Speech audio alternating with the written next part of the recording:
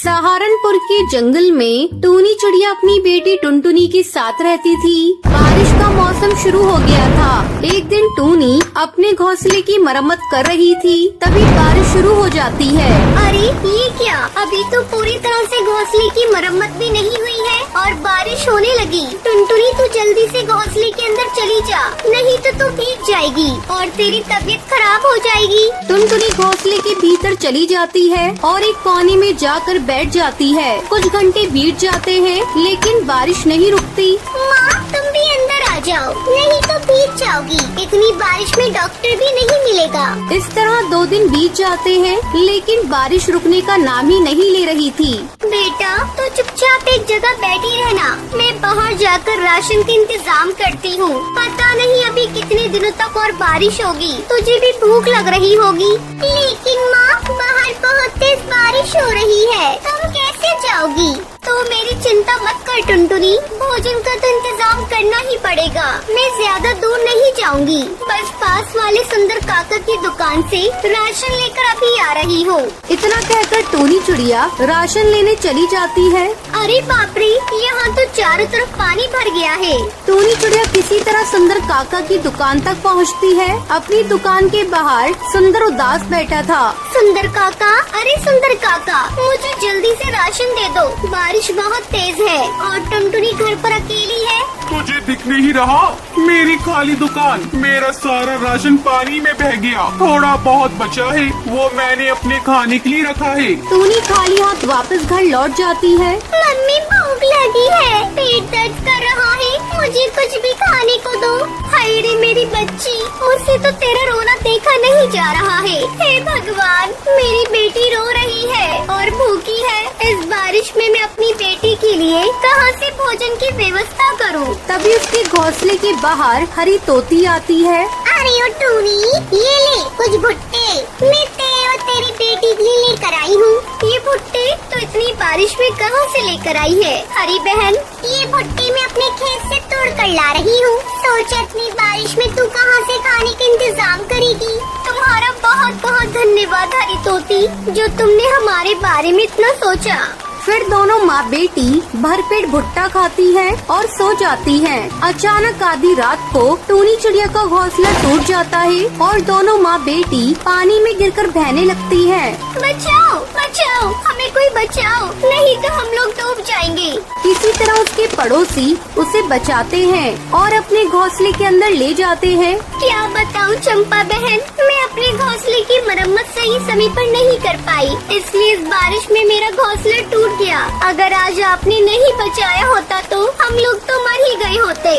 ऐसा मत कहो टोनी बहन, बचाने वाला तो ऊपर वाला होता है। मेरी बहू आज अंडा देने वाली है, इसलिए मैं उसकी देखभाल कर रही थी। तभी तुम लोगों की चिल्लाने की आवाज सुनाई दी और मैं जल्दी तुम लोगों के पास आ गई। रुको, मैं तुम दोनों के लिए चाय बनाती हूँ। चंपा कौवी उन दोनों को चाय बनाकर देती है। थोड़ी देर बाद चंपा कौवी की बहू अंडा देती है। फिर सभी सो जाते हैं। बारिश थमने का नाम नहीं ले रही थी। कई दिन बीत जाते हैं। धीरे धीरे बाढ़ का पानी चंपा कौवी के घोंसले में घुस जाता है और उसमें उसकी बहू का अंडा बहने लगता है। माँ जी जल्दी उठिए, वो देखिए मेरा अंडा पानी में बह रहा है। क्या हुआ बहू? तू क्या कह रही है बहू? तो घबरा मत, मैं अभी तेरे अंडे को ढूंढ कर लाती हूँ। चंपा बहन जल्दी चलो, अभी अंडा ज्यादा दूर बहकर गया नहीं होगा। टूनी चिड़िया चंपा कौवी के साथ अंडे को ढूंढने के लिए जाती है। अभी वो थोड़ी दूर ही गई थी, उसे अंडा दिखाई दे जाता है। वो जल्दी से अंडे को उठाती है और घर लेकर आती है। ये ले बुलबुल बहू, तेरा अंडा। अपने अंडे को सही सलामत देखकर बुलबुल चिड़िया खुश हो जाती है। थोड़े दिनों बाद बारिश रुक जाती है। फिर टूनी चिड़िया अपना नया घोंसला बनाती है। फिर टूनी टुनटुनी के साथ खुशी खुशी रहने लगती है। रामपुर के जंगल में टुनटुनी चिड़िया अपने देवर और देवरानी के साथ रहती थी। टुनटुनी चिड़िया का पति कालू कौआ शहर की एक बहुत बड़ी कंपनी में काम करता था।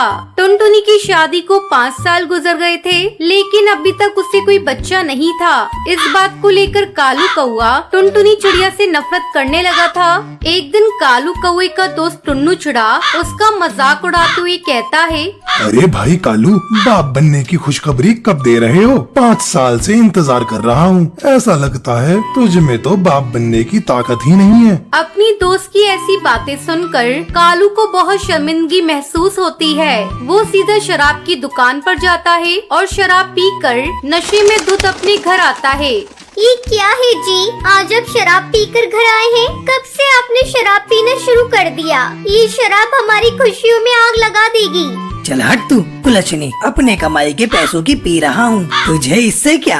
और तू किस खुशी की बात कर रही है? आज तक तूने मुझे कौन सी खुशी दे दी है? शादी के 5 साल हो गए, तू मुझे एक बच्चा तक नहीं दे पाई। मेरे दोस्त मेरा कितना मजाक उड़ाते हैं, इसका तुझे अंदाजा भी है? तू बांझ है बांझ।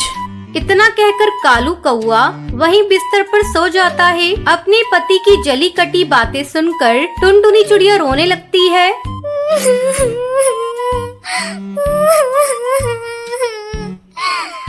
उसके रोने की आवाज सुनकर उसकी देवरानी टूनी चिड़िया वहाँ आती है। क्या हुआ दीदी? आज भैया आप पर इतना गुस्सा क्यों कर रहे थे? क्या बताऊं टूनी, मेरी तो किस्मत ही फूटी है। शादी कितने साल हो गए, लेकिन अभी तक मैंने कोई संतान का सुख नहीं दे पाई। तू ही बता इसमें मेरी क्या गलती है?